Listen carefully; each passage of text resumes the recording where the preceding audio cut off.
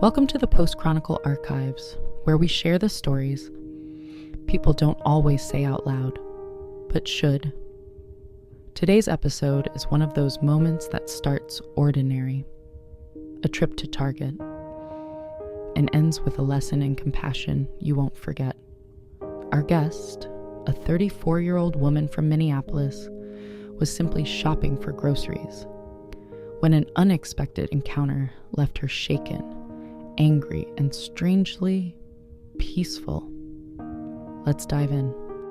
This happened just a few hours ago, and I'm still kind of shaky, but also weirdly calm.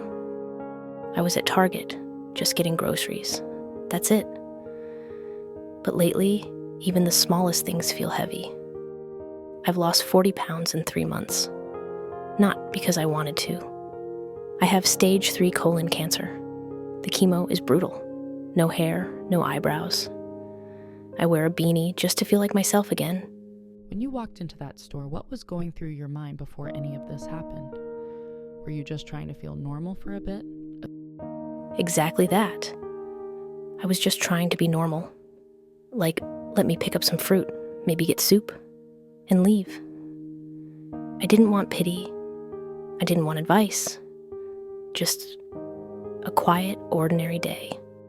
So there I was, in the produce section, holding this cantaloupe, trying to decide if I could even eat it without throwing up. That's when she walked up to me. A stranger, right? What was her first reaction when she saw you? Yeah, she was probably in her 50s. She gave me that kind of look, the one that's wrapped in fake concern. She said, "Honey, are you okay? You look exhausted." And I smiled because that's what we do, right? We smile to make everyone else comfortable. So I said, "I'm fine." But she didn't leave. She stayed? What did she say next? She said, "I don't mean to pry, but have you thought about putting more effort into your appearance? Men really notice these things. My daughter let herself go after her second baby, and her husband almost left." I froze. I just stood there holding the melon, trying to process how someone could say something like that to a total stranger. She wasn't done. She said, "A little makeup goes a long way. And there's some really nice wigs out there now if you're having hair troubles. You're still young enough to turn things around." And something inside me broke. What did you feel at that moment? Was it anger? Was it humiliation? Honestly, it was everything. Anger, sadness, exhaustion, all layered. I turned to her and said, very calmly, "I have cancer. Stage 3. The chemo makes me look like this. I'm trying to figure out if I can eat this melon without vomiting. My husband thinks I'm beautiful. Anything else?" Her face went completely white. She stammered, "Oh my God, I didn't know.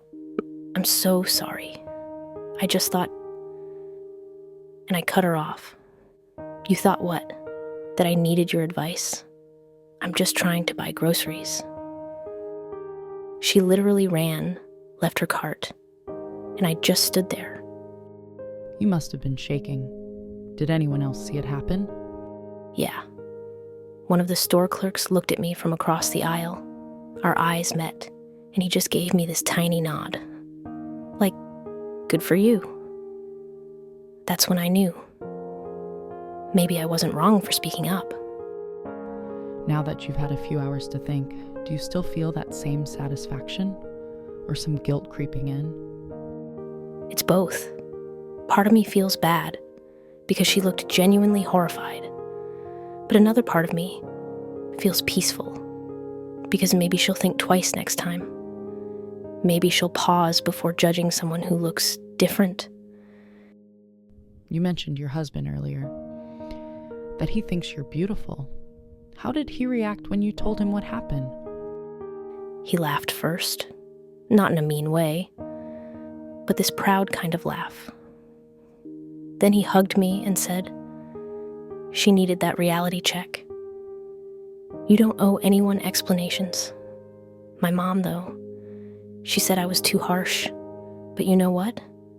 I've spent months being poked, prodded, and pitied.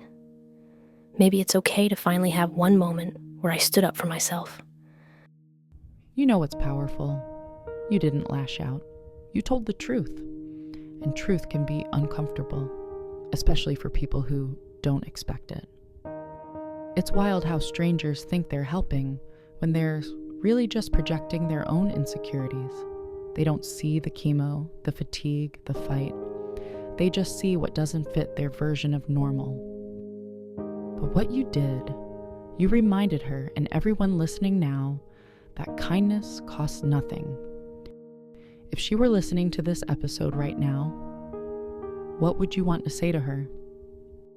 I'd say, I forgive you. But please, next time, before you comment on someone's appearance, take a breath. You never know what battle they're fighting. That, right there, is what the Post Chronicle is all about. Real people, real moments, stories that make you think and maybe change how you see others. Thank you for being brave enough to share this with us. And thank you, listeners, for spending a few minutes learning how powerful simple compassion can be. This is the Post Chronicle Archives. Until next time, be kind, stay curious, and remember, everyone's fighting something you can't see.